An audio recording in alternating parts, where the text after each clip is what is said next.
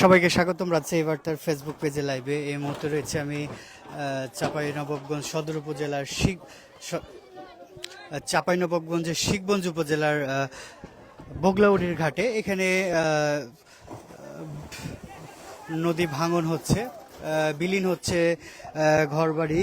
যে কোনো সময়ে আমি যে জায়গায় দাঁড়িয়ে রয়েছি সে জায়গাও বিলীন হতে পারে। আর এই বিলীনের কারণে এখানকার স্থানীয়রা ঘরবাড়ি সরিয়ে নিচ্ছে।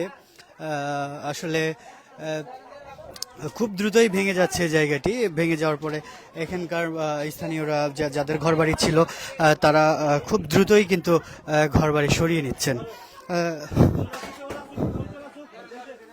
আসলে মানুষ কতটা অসহায় হয়ে যায় এই বর্ষায় তারই একটি প্রমাণ।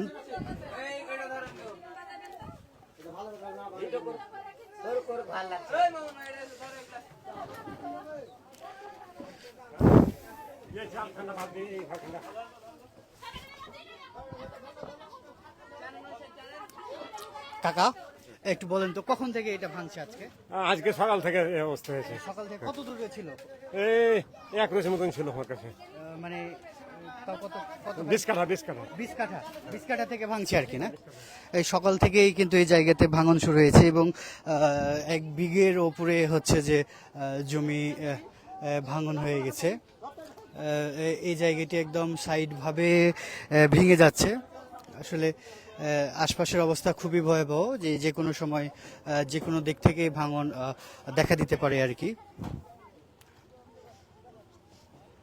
ভাঙনের ফলে এখানকার বাড়িঘরগুলো সরিয়ে নিচ্ছে স্থানীয়রা।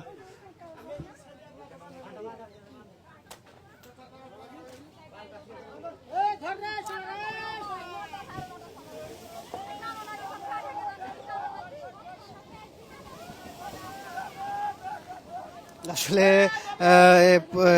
একটার পর একটা ধস নেমে ভেঙে যাচ্ছে এবং নদীগর্ভে বিলীন হয়ে যাচ্ছে।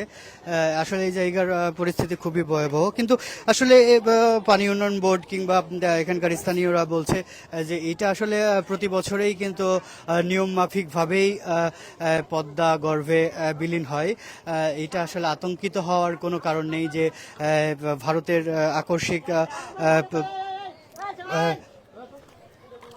ফারাক্কা ব্যারেজ খুলে দেওয়ার পরে এই যে সামনেরটাই ভেঙে পড়বে, ভেঙে গেল এই জায়গাটি।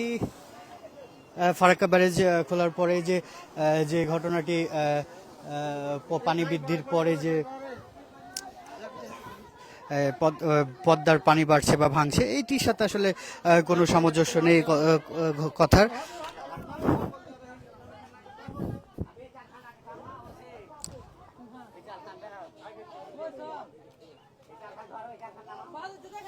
আমি এই মুহূর্তে রয়েছি চাঁপাইনবাবগঞ্জ থেকে শিখগঞ্জ উপজেলার যে বগলাউড়ির ঘাটে। বগলাউড়ির ঘাটের অবস্থা এখন খুবই ভয়াবহ। এখানে কয়েকটি বাড়ি ছিল, সে বাড়িগুলো নদীগর্ভে বিলীন হয়ে গেছে।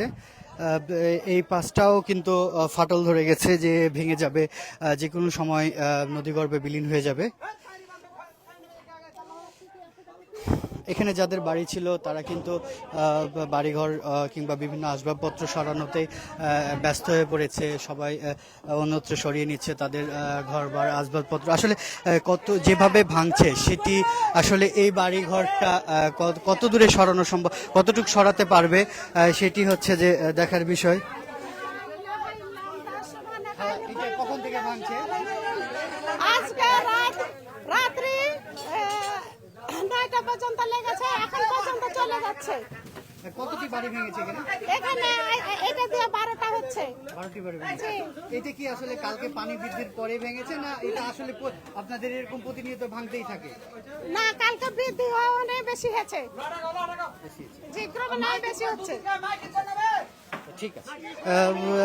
তবে স্থানীয়দের মধ্যে একটি আতঙ্ক ছড়িয়ে পড়েছে যে কালকে পানি বৃদ্ধির পরেই বাড়ি পড়েছে। তো আসলে পানি উন্নয়ন বোর্ড এই কথার কোনো সত্যতা রাখছেন না। এখানকার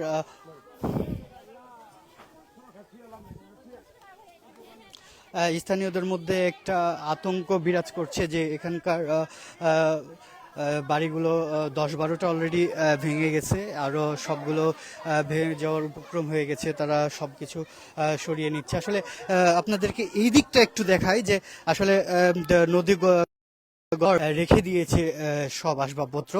এভাবেই কিন্তু খোলা আকাশের নিচে পড়ে রয়েছে তাদের সকল আসবাবপত্র, খাবার।